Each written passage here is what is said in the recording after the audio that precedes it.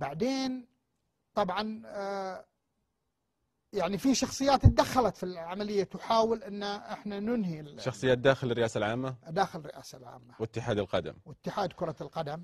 إيه؟ فكل واحد يقنع. قلت والله يا جماعة ترى الموضوع احنا مثل مين دكتور؟ والله يا الحبيب يعني أنت قبل شوي تذكر حقائق للتاريخ. يعني شوف الأسامي الثانية يعني كانوا الدكتور حافظ المدلج، الدكتور بن سعيد، نسيت اسمه كان عندنا الدكتور أخو عبد الرحمن بن سعيد في اتحاد القدم ولا في الرئاسة؟ في اتحاد كرة القدم.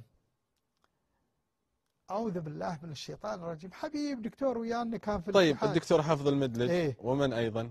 واتصل وكان يعني هناك اتصال يعني برفيق العمر الله يرحمه الأمير تركي بن سلطان أيضا رحمة الله عليه. رحمة الله. كان يحاول أن يعني ننهي الصفقة للهلال. فبعدين طال عمره كان خارج المنظومة الرياضية الأمير تركي بن سلطان يعني، بس هو كان يتحدث معك كعضو شرف هلالي. كعضو شرف هلالي يعني. إيه، لكن داخل الشخصيات اللي داخل اتحاد القدم بس الدكتور حافظ المدلج اللي كان هو يكلمني. الدكتور حافظ المدلج. والدكتور حافظ المدلج هو اللي جاني الساعة 2:30 في الليل وخذني من الفندق ورحنا لقصر الأمير فيصل لتوقيع الاتفاق.